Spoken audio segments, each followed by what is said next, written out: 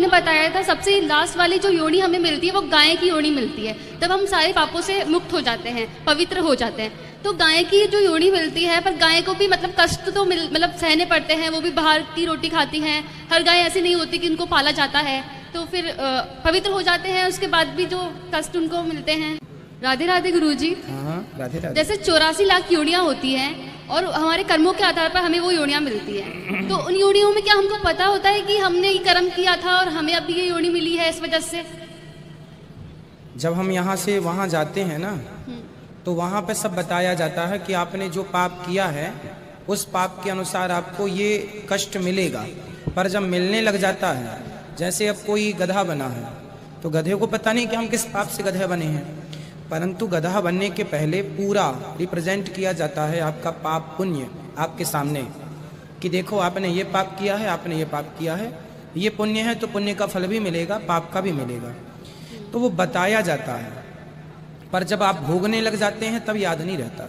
जब भोग के जाते हैं फिर दोबारा। आपने बताया था सबसे लास्ट वाली जो योनि हमें मिलती है वो गाय की योनि मिलती है। तब हम सारे पापों से मुक्त हो जाते हैं, पवित्र हो जाते हैं। तो गाय की जो योनि मिलती है, पर गाय को भी मतलब कष्ट तो मतलब सहने पड़ते हैं। वो भी बाहर की रोटी खाती हैं। हर गाय ऐसी नहीं होती कि उनको पाला जाता है। तो फिर पवित्र हो जाते हैं, उसके बाद भी जो कष्ट उनको मिलते हैं। पवित्र हो जाने के बाद भी कुछ तो रह ही गया, तब तो गाय की योनि अंतिम योनि है ना। तो गाय सबसे पवित्र है। कोई पूजे गाय को ना पूजे, कोई रोटी दे ना दे, पर गाय अपने आप में तो माता है ही ना। तो वो पवित्र है, उसके दर्शन मात्र से हम पवित्र होते हैं, इसलिए वो पवित्र योनि है। अब वो पवित्र योनि है, ये आवश्यक नहीं है कि कोई उसे रोटी दे या ना दे, वो अपने आप में पवित्र योनि में चली गई है। ये है। फिर उसके बाद सीधा अवसर मनुष्य का कि हम सभी, आप या तो कोई चींटी बना है, चाहे हाथी बना है, चाहे कोई रंक है या सेठ साहूकार या राजा बना है, ये सभी कबीर परमेश्वर की आत्माएं हैं, पूर्ण ब्रह्म के बच्चे हैं। और हमने क्या गलती की कि हम सतलोक में रहते थे। वहाँ कोई मृत्यु नहीं थी, कोई जन्म नहीं था, ना कोई रोग कष्ट शरीर को था, किसी प्रकार की कोई आपदा वहाँ नहीं आती थी, कोई अभाव नहीं था, कोई मजदूरी नहीं करनी पड़ती थी, हम बहुत सुखी थे। वहाँ हमने गलती की कि जो यहाँ का भगवान है ब्रह्म, ये ब्रह्म जो है इसको ज्योति निरंजन भी बोलते हैं, इसको काल भगवान इसकी उपमा से भी जाना जाता है। इसने एक बदमाशी इसके मन में आई।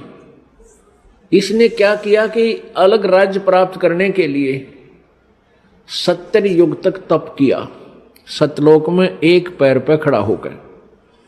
और हमने भूल क्या की, हम अपने पिता परम पिता परमेश्वर कबीर देव से मन हटाकर और इस काल भगवान को चाहने लग गए। केवल इसकी इस भक्ति को देखकर, एक पैर पर खड़ा होकर ये तपस्या कर रहा था, केवल हम इसकी इस कला पर, इस अदा पर आसक्त हो गए। और हम अपने पिता जो हमें सर्व सुख दे रहा था, ना कोई मृत्यु थी, ना किसी का बेटा मरे था, ना बेटी मरे थी, ना कोड लगे था, ना कोई किसी प्रकार की कोई आपत्ति नहीं आने देता था, उस परमात्मा को त्याग दिया क्योंकि हम सुखी गणे थे वहां पर। और हमें ये मालूम नहीं था कि हमें इतने कष्ट भी आ जाएंगे। अपनी नालायकी के कारण हम इस ज्योति निरंजन को चाहने लगे और जिस परिणाम स्वरूप हम इसके जाल में फंस गए और यहां आगे इसके साथ में इसने 21 ब्रह्मांड परमात्मा से तपस्या करके प्राप्त किए। ये अलग से कहानी आपको सुनाएंगे, लेकिन यहां जो प्रसंग चल रहा है कि हम अपनी उस नालायकी के कारण आज इस काल के साथ आगे। जब तक हमारे सतलोक के पुण्य थे तब तक तो इसने हमें रखा ऊपर के लोकों में, स्वर्ग महास्वर्ग में। और जब हमारे पुण्य खत्म होते चले गए, क्योंकि यहाँ का विधान है कि जैसे कर्म करेगा वैसे फल मिलेंगे और पुण्य आपके होंगे। जब पुण्य क्षीण हो जाते हैं तो उसको ये यहाँ पृथ्वी पर पटक देता है। तो जब तक हमारे पुण्य थे, हमारी जेब में पैसे थे, हमारी कमाई थी, तो हम स्वर्ग रूपी होटल में वहां अपने मस्ती करते रहे, भगवान याद नहीं आया। और जब हम पटक दिए पृथ्वी पर, कोई कुत्ता बनाया, कोई गधा बनाया, कोई कुतिया बनाई, कोई गधी बनाई, कोई शेर, कोई पशु पक्षी जीव जंतु बनाकर यहां डाल दिए। और जिनके कुछ पुण्य फिर भी शेष रहे उनको मानव शरीर दिया। मानव शरीर के अंदर आप देख रहे हो कोई भी प्राणी सुखी नहीं है। मानव शरीर तो हम सबसे उत्तम मानते हैं, अन्य प्राणियों का तो आप एस्टीमेट लगा लेना वो कितने सुखी होंगे, कुत्ते गधे सुअर। मानव शरीर में भी आप और हम बिल्कुल सुखी नहीं है। अब हम झूठे सुख को सुख मान बैठे। परमेश्वर कहते हैं झूठे सुख को सुख कहे ये मान रहा मन मोदे, ये सकल चबीना काल कहा कुछ मुख में कुछ गोद। इस काल भगवान को श्राप लग गया, एक श्राप लगा हुआ है परमेश्वर की ओर से। इसने वहां एक भयंकर गलती की थी जिसके परिणाम स्वरूप इस काल को श्राप लगा हुआ है 1 लाख मानव शरीरधारी प्राणियों का नित आहार करने का। मानव शरीरधारी प्राणियों का 1 लाख का प्रतिदिन ये ग्रास करता है, आहार करता है, खाता है। इसके लिए इसने हम सभी को यहां रोक रखा है, जैसे कसाई बकरे पालता है। अब पुण्यात्माओं, ये परमेश्वर कबीर जी द्वारा दिया गया ये ज्ञान है, ये दास आपको व्याख्या कर रहा है और ये परमात्मा का बताया हुआ है। इस पर बहुत गहराई से सोचना, इसको केवल एक कथा मत समझना, ये 100% सत्य, ये सत्य कथा है, केवल इसको दंत कथा मत मान लेना। जितना भी आप इस ज्ञान को समझते चले जाओगे उतना ही आप गहराई से चिंतन करने में को विवश हो जाओगे। अब जैसे कसाई बकरे पालता है,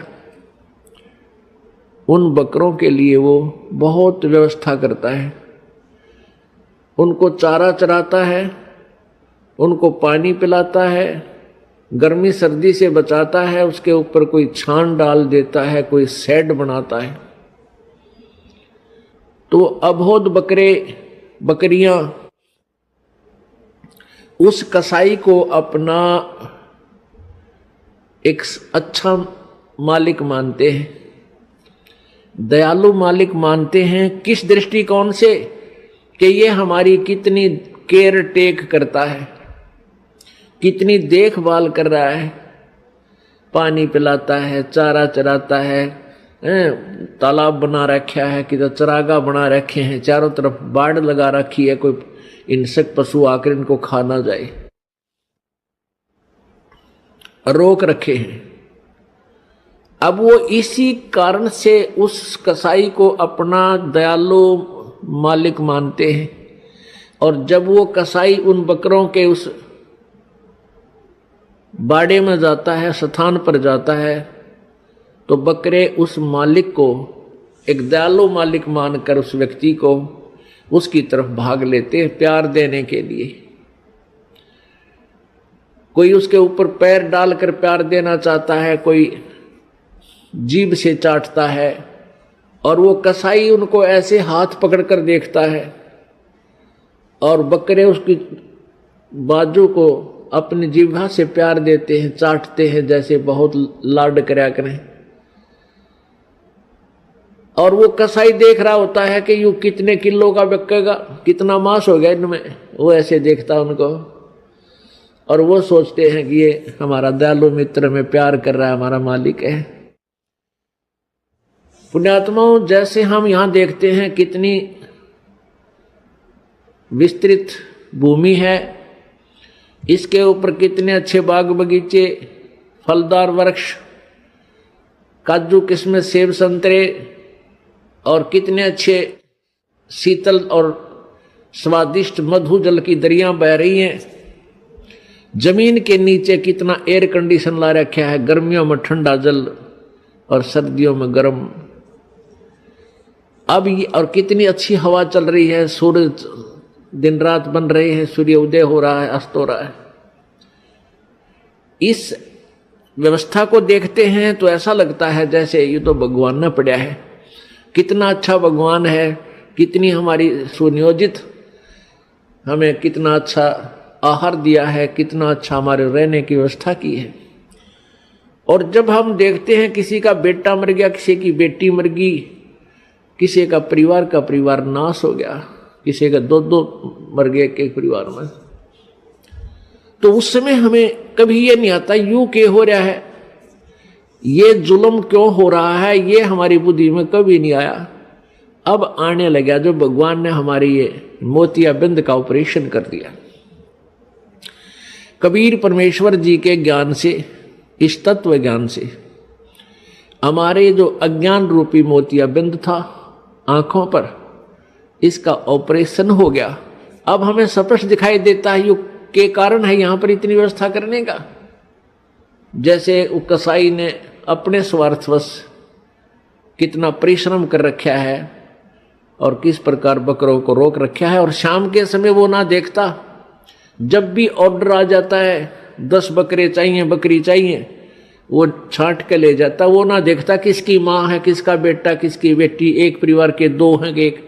वो तो डंडा लेकर और निकाल लेता 20-30 इकट्ठे ही चल, और जाते ही कटवा के अपने पैसे गिन लेता है। ठीक इसी प्रकार ये यहाँ का भगवान है जिसको ब्रह्म बोलते हैं, ज्योति निरंजन कहते हैं। और अभी तक ये ऋषि, महर्षि, संत इस ब्रह्म की साधना के लिए ही हमें प्रेरित करते रहे। और इस ब्रह्म के 3 पुत्र हैं ज्योति निरंजन के, रजगुण ब्रह्मा जी, सतगुण विष्णु जी, तमगुण शिव जी। और इस ज्योति निरंजन ब्रह्म की पत्नी है दुर्गा, और श्री ब्रह्मा विष्णु महेश जी की ये माता है दुर्गा। अब ये तीनों पुत्रों को इस काल ने हमारे को यहां बांधे रखने के लिए, कर्माधार से यहां रोके रखने के लिए इनको इंचार्ज बना दिया। रजगुण युक्त ब्रह्मा जी को, सतगुण युक्त विष्णु जी को और तमगुण युक्त शिव जी को कर दिया। रजगुण ब्रह्मा, सतगुण विष्णु, तमगुण शिव जी बना दिए, उत्पन्न कर दिए। ये तीनों गुण युक्त है। रजगुण ब्रह्मा है, सतगुण विष्णु, तमगुण शिव जी। अब इस एक ब्रह्मांड में 3 लोकों के ऊपर, एक पृथ्वी लोक, एक ऊपर स्वर्ग लोक और नीचे एक पाताल लोक, इन 3 लोकों पर एक एक विभाग के मंत्री बना दिया इनको। इन तीनों मंत्रियों की तीनों लोकों पर अपने विभाग के आधार से तीनों की पावर काम करती है, शक्ति काम करती है। श्री ब्रह्मा जी के इस रजोगुण के प्रभाव से सभी प्राणी संतान उत्पत्ति करते हैं, जीव के बस की बात नहीं। और श्री विष्णु जी सतगुण, अब सतगुण के प्रभाव से हमारा एक दूसरे में मोह ममता, संपत्ति में मोह, पति पत्नी का आपस में लगाव, बच्चों में ममता, भाई बहन का प्यार, ये इतना जबरदस्त है कि हम इनसे दूर नहीं हो सकते, चाहे कितना जोर लगा लें। और तीसरा तमोगुण है, जरा सी बात पर लट्ठम लट्ठा एक दूसरे ने मार डालें, कत्लेआम कर दें। ये भगवान शिव जी के अंदर सतोगुण है, उसका प्रभाव से हम ऐसा यहां सब कर रहे हैं। अब जैसे एक मकान में 3 कक्ष हैं या 4 कक्ष हैं, और रसोई के अंदर छोंक लगा मिर्चों का। रसोई के अंदर तो वो मूल वस्तु है, मिर्च है, छोंक है, और उसका निराकार शक्ति ने जाकर अन्य कक्षों में बैठे व्यक्तियों को भी प्रभावित कर दिया, और उनको भी छींकें आने लग गई। उनके बस की बात नहीं उन छींकों ने वह रोक दे। तो इसी प्रकार पुण्यात्माओं, परमात्मा कबीर देव ने, कबीर साहब ने इस यथार्थ ज्ञान को हमें समझाया कि ये ऊपर तीनों भगवान रजगुण ब्रह्मा, सतगुण विष्णु, तमगुण शिव जी की अलग अलग राजधानियां हैं, अलग अलग लोक हैं। वो अपनी राजधानी में बैठकर, अपने लोक में बैठ करके वहां से सबको कंट्रोल करते हैं और उनके शरीर से निकल रही वो निराकार शक्ति, जैसे ब्रह्मा जी से रजगुण शक्ति और विष्णु जी से सतगुण और शिव जी से तमगुण, वो शक्ति, वो जैसे छोंक वाली निराकार जो प्रभाव शक्ति, उनकी वो आकर के हम सभी तीन लोक के प्राणियों को अपने हिसाब से प्रभावित किए हुए। हमारे बस की बात नहीं, ये जीव के बस की बात नहीं। इसके लिए ये ऐसा क्यों किया है कि काल को 1 लाख मानव शरीरधारी प्राणी प्रतिदिन खाने को चाहिए और उसके कारण हम यह संतान उत्पत्ति करते हैं। प्रत्येक प्राणी संतान उत्पत्ति करता है। अगर आप ये वीडियो YouTube पर देख रहे हैं तो हमारे चैनल को सब्सक्राइब करें और बेल आइकन को दबाना ना भूलें। अगर आप Facebook पर ये वीडियो देख रहे हैं तो हमारे पेज को लाइक करें।